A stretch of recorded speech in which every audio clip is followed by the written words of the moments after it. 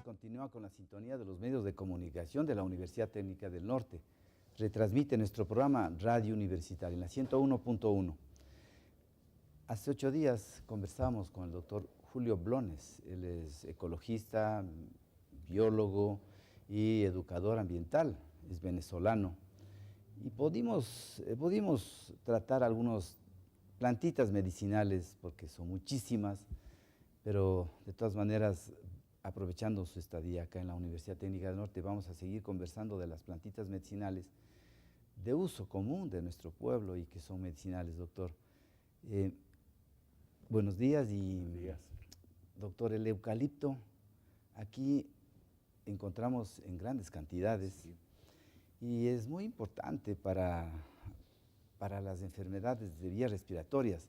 ¿Cuál es el principio activo? ¿Cómo escogerlo? ¿Cómo prepararlo, doctor? Bueno, muy buenos días. Sí, el eucalipto, de igual, en mi país se usa muchísimo y específicamente es para tratamiento de enfermedades de tipo respiratoria, para descongestión nasal. Específicamente lo que hacemos es unas 5 a 6 hojas en 1 litro de agua, se hierve, se deja reposar después por unos 2 minutos y el vapor, se hace una inhalación del vapor para descongestionar, colocándose una toalla en la cabeza y se hace una inhalación para descongestionar las vías respiratorias. También entre sus principios activos tiene la gran ventaja de que es antibacteriano, o sea que para curar heridas es muy bueno también. Doctor, hay hojas tiernas, maduras, hojas secas. Sí. Pues ramitas de eucalipto lo ponen hasta en los saunas de los turcos. Sí, ¿cómo no? Por supuesto, las hojas más tiernas tienen mayor contenido de componentes activos y serían las más recomendables a usar.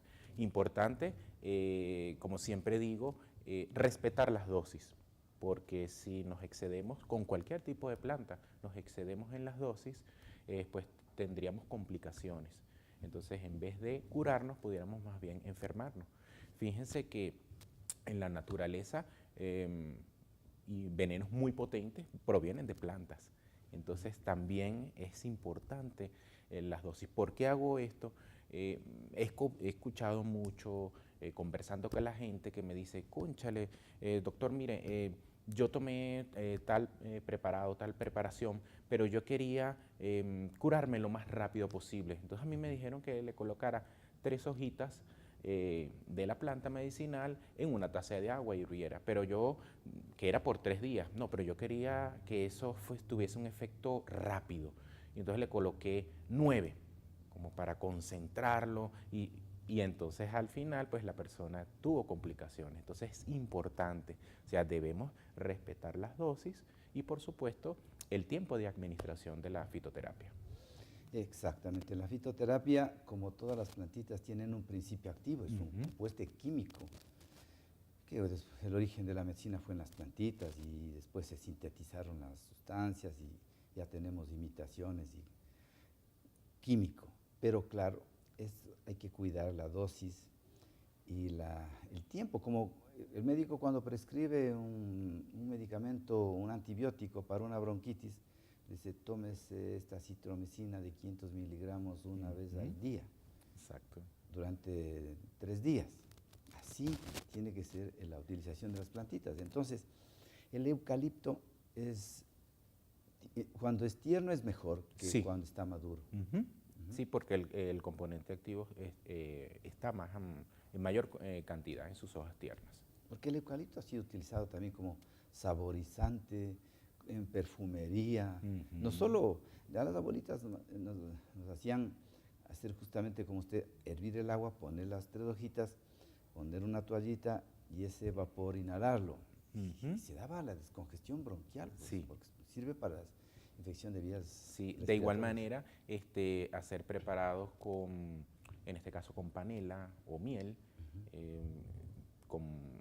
sí, pudiera ser las dosis tienen que ser más bajas, en este caso unas 3 hojas para 2 tazas de agua, que se hierven, se le puede colocar panela o miel y se hace un jarabe que también ayuda a expectorar la gripa o el catarro en este caso. Y lo hemos visto mucho en presentaciones comerciales que tienen miel de eucalipto. Creo en mi país se usa mucho ese tipo de preparaciones. Y también le mezclan con otro producto que es maravilloso desde la época que existe en la humanidad, es la miel de abeja. Claro que sí, desde las tumbas de los egipcios se han conseguido miel de abeja, pues, que han pasado siglos y en perfecto estado. Y la miel de abeja, a pesar de que no es una planta medicinal, pues tiene propiedades, por supuesto, medicinales muy amplias. Una de ellas, que muy poca gente conoce, es su actividad antibacteriana para curar heridas, excelente, heridas superficiales, ayudan a cicatrizar esas heridas. Porque el mundo de la apiterapia es otro mundo. Eso es otro mundo. Apiterapia. Pues hasta la picadura de la abejita se la utiliza para aliviar dolores articulares. El alimento de la reina, que es la jalea. La jalea real. Por eso la reina vive mucho más tiempo que las obreras, ¿no es cierto? La miel, los propóleos, todas son sustancias que desde la época de Hipócrates se utilizaba como medicina, entonces hay que saber aprovechar, pero claro, la miel de abeja no hay que someterla a un proceso de pasteurización ni a someterla al calor porque se destruyen los principios activos. Exactamente, pierde sus propiedades. Sí. Y no todas las miel de abejas tienen las mismas propiedades. Claro. En mi país hay una que se conoce como melitoponia, que son las abejas sin aguijón, que son unas abejas muy pequeñitas. Las vemos muy cerca en las construcciones, hacen unos pequeños tubos y son unas abejas muy chiquiticas, que parecen como unos moscos. Y esas producen una miel que, por supuesto, es en unas cantidades mínimas. Su miel y su propóleo es ampliamente utilizado y validado y además tiene unas propiedades muy efectivas. Porque todo depende de, así como un cerdo se lo tiene con buena alimentación, ¿no es cierto?, en buen estado de aseo, produce una buena carne. Exactamente. Acá las abejitas depende su producto de lo que ellas se alimentan. Claro. El néctar de las flores, imagínense. Sí. O también otras se alimentan de otras sustancias para extraer este tipo de... Todo depende de la vegetación, del entorno donde esté la abejita. Ciertamente, trabajando con comunidades en mi país, he hablado con apicultores desde que son señores mayores, muchos años trabajando con esto, y muestran que debido a la temporada del año, el tipo de miel que se cosecha es distinto y sus colores y propiedades también, porque hay unas temporadas del año donde florecen ciertos árboles y otros no. Y por supuesto, como estamos hablando, ese tipo de flor les da unas propiedades muy particulares a esa miel y su coloración, o sea, todo su aspecto organoléctico, de olor, color, es muy particular. Pero nuestra población tiene que aprender a conocer cuál es la miel de abeja ideal, porque hay gente que ya maneja el comercio, quiere tener muchas utilidades y la miel de abeja la mezclan. Ciertamente. La mezclan en mi país sucede lo mismo. Con extracto de panela, y entonces sacan 2 proporciones por una, ¿no es cierto? Ciertamente, sí, como para rendirla. Claro. Eso ocurre también en mi país mucho, entonces hay que fiarse muy bien de las personas, sobre todo cuando uno conoce que tiene fe, pues es fidedigno esa persona, que ese apicultor que es serio en su trabajo, pues evidentemente uno va a tener un producto de calidad y lo he comprobado, de verdad, por lo menos con estos señores que he trabajado a nivel muy cercano a los bosques, pues ellos trabajan, hay esa conexión, por eso es importante, los agroecosistemas se conectan con los bosques naturales y esa conexión hace lo que se llaman corredores biológicos, que son muy importantes en el intercambio también tanto de esos insectos benéficos que ayudan pues en esos agroecosistemas, en esas chacras, a polinizar toda la flora. Porque nuestra población en general tiene esa tendencia y preferencia a lo natural. Entonces, usted Ciertamente. pone una tienda natural, tienda naturista, y ese es un enganche, ¿no? Porque Sí. todavía guardamos el criterio de que lo natural es bueno. Exacto. Pero en realidad que se dan alteraciones, fraudes y entre el comercio y la mezcla y la preparación, entonces siempre para utilidad medicinal buscar un apicultor serio, garantizado, donde yo pueda tener la seguridad de que esa miel de abeja no está adulterada. No está Así adulterada, nomás. ciertamente. Bueno, debe tener, por supuesto, su número de registro sanitario en Claro. este caso. Y bueno, si es una persona que trabaja de una forma muy tradicional, pues que uno ya tenga conocimiento por otras personas de que es un buen apicultor. Eso pues nos ayudaría a validar pues ese producto. Doctor, estamos como nos escuchan y nos Sí. miran hablando de plantitas, hay una plantita Sí. muy controversial y nos llega una pregunta. Sí. Dice, el uso del cannabis, marihuana, Ujú. ha sido controversial, por supuesto, y polémico. Sí. ¿Cuáles son los beneficios de las propiedades de esta planta? Estoy leyendo textualmente. ¿Cuáles son los beneficios y propiedades de esta planta? Gracias. Sí. Mire que el presidente Mujica, un tipo inteligente, sacarse el sombrero por ese tipo de presidentes, él permitió el consumo del cannabis. ¿Sí? Sí. Bueno, Holanda lo hizo mucho más, ¿cierto? Antes, mucho más. Sí. Hay otros países que han permitido Que han la permitido. utilización terapéutica. Sí, Estados Unidos tiene ciertos estados donde se usa de una forma terapéutica, ya incluso cuando hay enfermedades terminales y cuando hay un proceso sobre todo de que hay mucho dolor, sobre todo muscular, para atenuar esas dolencias. De una forma medicinal que es más bien que no va ni por vía oral ni siquiera fumada, es una vía de aplicación. En mi país se usa cierta Las cantidad de plantitas. las plantitas del cannabis. Las maceran. Las maceran en alcohol. No sé si acá también Sí, es lo sí, mismo sí, en sí. alcohol. Y así hacen frotes y sobas, las sobadas, para dolores en articulaciones, dolores musculares. Y son muy efectivas. Sí. Entonces, para la persona que nos preguntó, sí, cannabis tiene, Sí, tiene sus efectos propios terapéuticos, propias, sí. ¿cómo que sí? Si no, los holandeses no hubieran legalizado ni Uruguay. Pero claro, en los principios medicinales hay personas que tienen enfermedades catastróficas como cáncer y se someten a quimio y radioterapia y tienen unas reacciones indeseables, terribles, Ciertamente. y con la marihuana logran aplacar un poco paliar un poco. estas alteraciones que produce la quimio y la radio.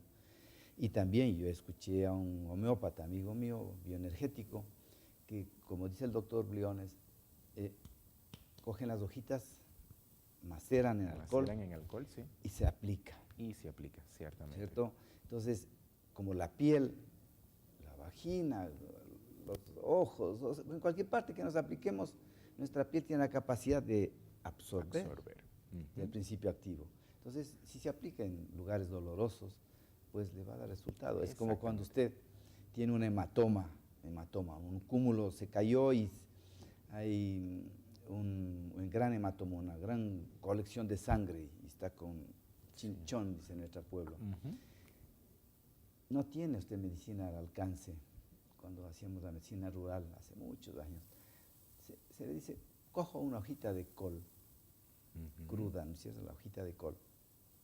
Ponga sobre el hematoma, sobre el chinchón, véndese algo. Y el otro día estaba sin el hematoma, ¿comprende? Sí. ¿Qué es lo que pasa? Que la col tiene esa capacidad, las plantitas, Sí. de absorber por intermedio de los poros el líquido que está retenido. Exactamente. En mi país se usa mucho, bueno, aquí porque estamos en una zona alta, pero tenemos mango. Las hojas del mango, de la planta del mango, aplicadas en esa forma que se llama cataplasma, previamente hervidas, son muy buenas para desinflamar. Hay otra planta que no la he observado por acá, en estas zonas, que se llama Titonia diversifolia, es su nombre científico, es una falsa árnica. Parecía a la árnica pues, normal de hoja amarilla, los pero homeópatas nos dice que es utilizan árnica. una falsa árnica, pero también para hematomas, excelente. Lo único que sí, en cuanto a su administración, hay que tener cierto cuidado. Es importante aclarar esto a la población. Ya se han hecho estudios, tengo varios colegas que trabajan en la parte fitoquímica y han hecho estudios de que esta planta, específicamente la Tithonia diversifolia o falsa árnica, tiene la propiedad de acumular metales pesados.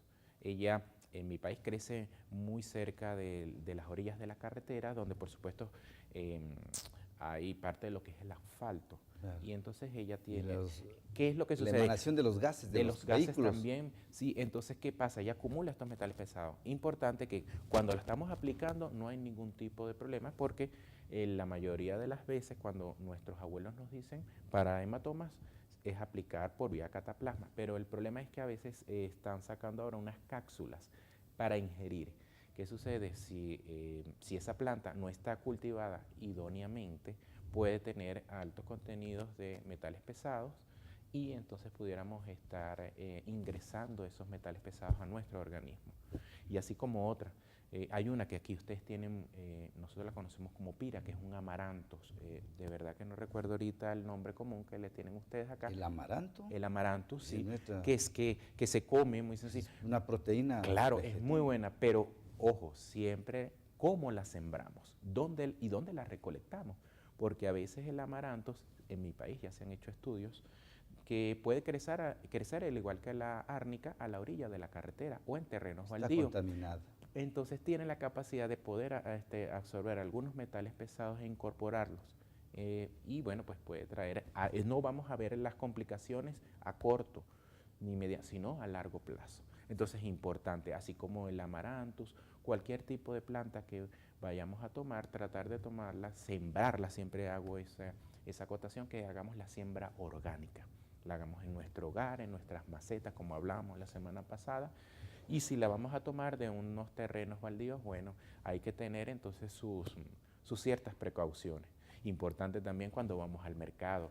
A veces no sabemos en el mercado de plantas cómo nos viene esa planta, cuánto tiempo puede estar ella suspendida, llevando pues emanaciones de gases, en fin, que ocurre también mucho en mi país, sobre todo en el centro. En Caracas hay muchas tiendas pues naturales que venden las plantas, pero llevan a veces muchos días allí y pueden estar teniendo también un tipo de contaminación que no es percibida. Importante en eso. Es que eso es importantísimo. Hay muchas plantas medicinales que crecen a la vera del camino, sí, y reciben las emanaciones y ellas captan el monóxido de carbono, el anhídrido carbónico, y eso puede pasar al paciente, ¿no es cierto? Entonces, por eso es que importante su detalle en lo posible de hacer este tipo de cultivos orgánicos en lugares no contaminados, en lugares fuera de las carreteras grandes que están en contacto con el asfalto, el sol, las llantas y tantas cosas. Doctor, nos llega una pregunta que dice, sufro constantes migrañas. ¿Qué planta puede ayudarme? Gracias. Caramba. Bueno, recuerden que mis estudios van más que todo hacia lo que es el rescate de valores en el conocimiento, en el uso de plantas medicinales. No me gusta dar mucho así recetas así, no siempre comparto algunas de las recetas que ya han sido validadas por la población, pero en este caso pues para migrañas, bueno, no recuerdo ahorita alguna planta en particular para migrañas, pero sí hay algunas que vienen a ser relajantes, que pudieran ser como los tés que hablábamos la semana pasada de menta. Hay uno que se llama, en mi país se llama malojillo, que es Cymbopogon citratus, su nombre científico. Es una planta, parece como un pasto y es muy, muy olorosa. También en varias partes de mi país la llaman limoncillo, porque uno toca aquí tenemos el creo que la tenemos, y entonces esa misma que huele también en sus preparaciones en té, pues son relajantes. ¿El cedrón? También el cedrón, sí. El cedrón, o sea, el cedrón en infusión es muy bueno. Pero claro, si la paciente ella ya ha dado el diagnóstico, yo le sugiero como médico, exacto, que usted se haga evaluar Exactamente. por un neurólogo. Si el neurólogo le hace exámenes, especialmente un electroencefalograma, porque hay más de 20 tipos de cefaleas, hay migrañas de diferentes tipos, entonces busque un diagnóstico certero de migraña, porque la migraña tiene características muy específicas, diferentes a las cefaleas, ¿no es cierto? Entonces, si usted recibe evaluación neurológica, el neurólogo le va a dar un tratamiento que es un poquito largo, pero la migraña se cura. Claro y hoy que sí. para la migraña hasta se utiliza el Botox. Ujú. ¿Entiende? Exactamente. Entonces, pero siempre es bueno el criterio de su neurólogo para descartar algún problema cerebral que usted tenga. Doctor, estamos en los minutos finales, qué pena, pero yo voy a aprovechar de que usted está aquí en la universidad durante este mes y lo vamos a tener cada 8 días. Ay, muchas gracias. Pero vamos, hay un condimento y que fue utilizado desde la época de Hipócrates, el ajo. El ajo. Es el mejor condimento del mundo, ¿no es Sí. cierto? Y es medicinal. Sí. No hay parásito que aguante al ajo, porque las lombrices, si están ahí en el intestino, desaparecen solo por el ajo. Sí, ciertamente. Además de su efecto antiparasitario, el míltico, en este caso, también tiene una propiedad para bajar la tensión arterial. El tomar en ayunas un diente de ajo ayuda a bajar la tensión arterial, pero como siempre, todo tiene una recomendación. Es importante que la persona cuando va a ingerir ajo de esta manera se haga evaluar de que no tenga ningún tipo de problema en el estómago o sensibilidad estomacal, ya que el ajo es muy irritante. Entonces, si tenemos una persona que tiene una complicación en sus vías digestivas que son sensibles y están irritadas, pues el ajo puede traerle este efecto adverso. Pero pues se puede tomar muy tranquilamente pues en ayunas, siempre y cuando pues la persona no tenga este tipo de complicación. Es como todo. Claro, es como el ají. El ají es medicinal porque tiene sustancias medicinales como la capsaicina, ¿cierto? Hasta tiene un factor anticancerígeno, pero si usted tiene una gastritis, el ají, la gastritis la va a transformar en una úlcera. Claro. Y si toma ají y tiene una inflamación de las venas hemorroidales, las hemorroides se van a estallar. Cierto. Perdón que lo interrumpa. También el ajo tiene otra propiedad que es antibacteriana. De igual manera, aplicada de forma tópica en la piel cuando hay una herida superficial, ayuda a la cicatrización de la misma. Claro, porque este asesino silencioso que se denomina hipertensión arterial, sí. Todos, desde la adolescencia debemos tomarnos la presión arterial. Ciertamente. Y si el médico le valora la presión arterial, si hay leve, moderada, grave, porque también hay un factor predisponente, hay un factor étnico, por ejemplo, los afros tienen mayor predisposición a ser hipertensos, ¿me comprende? Entonces, eso tiene que ver el control médico y la medicación que hay que respetarla. Claro. Pero claro, si usted toma medidas alternativas como el ajo, hace ejercicio, se tranquiliza, el médico no va a necesitar aumentarle la dosis. Porque muchas veces la dosis que le prescribe el médico, usted va a hacer el control y dice, pues ha subido la presión. No es que el medicamento está mal prescrito. Sí, lo que pasa es que usted no se tranquilizó, no controló sus emociones, no bajó el consumo de sal, no hizo ejercicio, entonces la presión se va a mantener. Y algo importante, el agua. A veces tenemos muy poca cultura de tomar agua. Y es importante cuando tenemos este tipo de complicaciones tomar agua. A veces no tomamos agua. Con los principios activos de las plantitas, usted tome agua. O sea, es que no es cuestión de tomar la tabletita para la presión con 2 bocados de agua hasta que pase. Tiene que tomarse un vaso. Porque el agua le va a ayudar a expulsar ese medicamento. Igual en las plantitas, siempre las plantitas van con agua. Las infusiones. Sí, ¿no? Y que el agua pues ayuda a la limpieza misma del organismo. Es importante. Somos casi el 70% de agua y pues a veces tomamos muy poca y la sustituimos lamentablemente con gaseosas, con bebidas carbonatadas que pues nos acompañamos con la comida y que evidentemente no es lo mejor. Lo mejor es un jugo natural y específicamente con su dulce. no agregarle azúcar. Y si uno le va a agregar azúcar, sería el azúcar morena o panela, que es la menos procesada, es la que más se recomienda. Pero la recomendación de todos los médicos es, si vamos a consumir las frutas, por lo general consumir las frutas troceadas.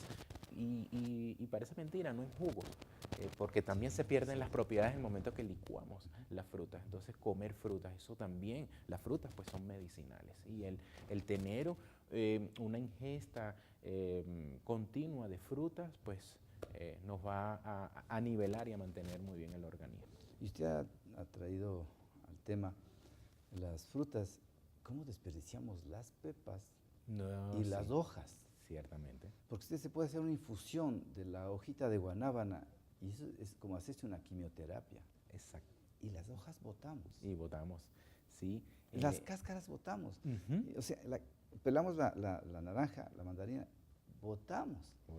Si esas cascaritas, esas costras, cogemos y las secamos al sol, las deshidratamos, después de agua hirviendo les ponemos en infusión, pues tiene gran cantidad de vitamina C y hemos aprovechado los productos, las hojitas, sí, la costra. Doctor, yo quiero agradecerle su gentileza. Espero tener la próxima semana aquí tenemos muchísimas cosas que hablar, muchísimas plantas, ¿no? Sí, sí, bueno. Muchas plantas son utilizadas como medicinales y condimentos. A ustedes que nos acompañan día a día, les agradecemos. El programa se reprisa luego del noticiero, 10:15 de la noche. Muchas gracias, doctor, muchas gracias. Les esperamos el día de mañana.